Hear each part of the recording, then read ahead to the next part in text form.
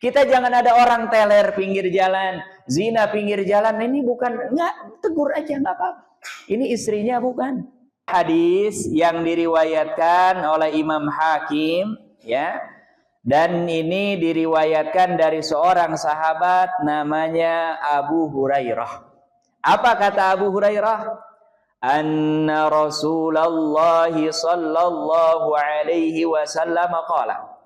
Kata Abu Hurairah, sesungguhnya Rasulullah sallallahu alaihi wasallam pernah bersabda. Ya. Apa sabda beliau? La taqumus sa'at, tidak akan terjadi yang namanya hari kiamat hatta sampai la yabqa ala wajhil ardi, tidak tersisa daripada mereka yang hidup di atas muka bumi ini ahadun lillahi fihi hajah, seseorang yang dia sudah nggak butuh kepada Allah, nggak ada hajat kepada Allah. Ya, nggak ada orang doa, nggak ada orang ya Allah, nggak ada tuh. Ya, dan ini nampaknya mengarah ke sana.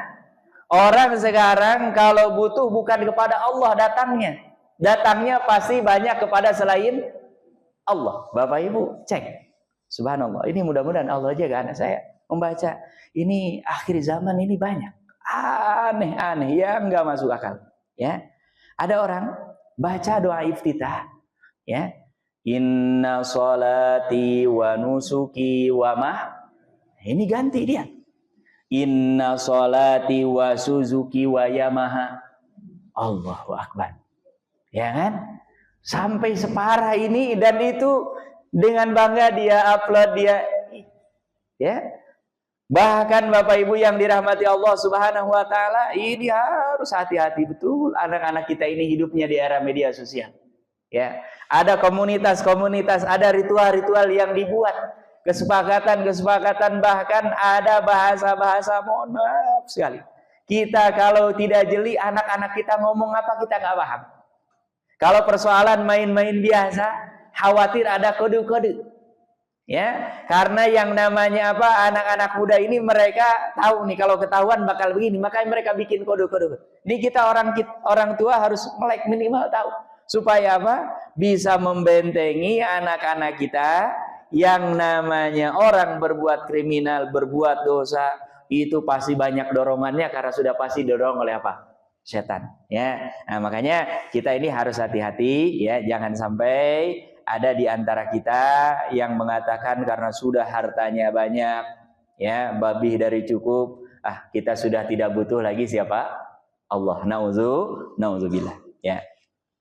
Bahkan kata Rasulullah melanjutannya, selain tidak ada orang lagi yang minta kepada Allah, butuh hajat kepada Allah, wa hatta tujadul mar'atu naharan jihara, sampai akan ada satu masa mendekati hari kiamat, kata Rasulullah, seorang perempuan di siang terik, sedang terik-teriknya matahari, panas terang benderang, tunkahu, dinikahi. Maksudnya dinikahi ini bukan dinikahi secara syariat. Ya, maksudnya melakukan apa? Hubungan suami istri wasata thariq, di tengah jalan, la yunkaru dzalika ahadun, dan yang lebih parah, tidak ada seorang pun yang mengingkari. Ya, makanya saya selalu melihat kalau ada orang berbuat dosa-dosanya hakul yakin ini termasuk dosa, nggak boleh diem, ngomong. Kecuali yang masih mukhtalafun fihi, mungkin kita mau menegur khawatir beda pendapat. Tapi kalau kayak zina ini ijma.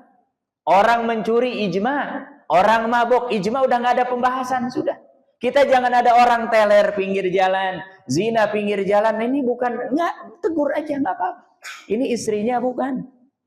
Ini kamu kok minum khamar muslim bukan. Setelah itu orang berubah nggak berubah, urusan dia dengan siapa? Allah. Tapi kita nggak akan ditanya oleh Allah. Ya, tapi Bapak Ibu dalam hadis ini nanti akan ada di akhir zaman seorang perempuan berzina pinggir jalan dan tidak ada yang mengingkari sama sekali. Nah, ini yang jauh lebih berbahaya. Ya, makanya ada seorang ustadz, ya, saya selalu menyampaikan, Dr. Amir Faisal itu sering lewat dulu di Kalibata, situ ada flyover, kemudian Basarbo.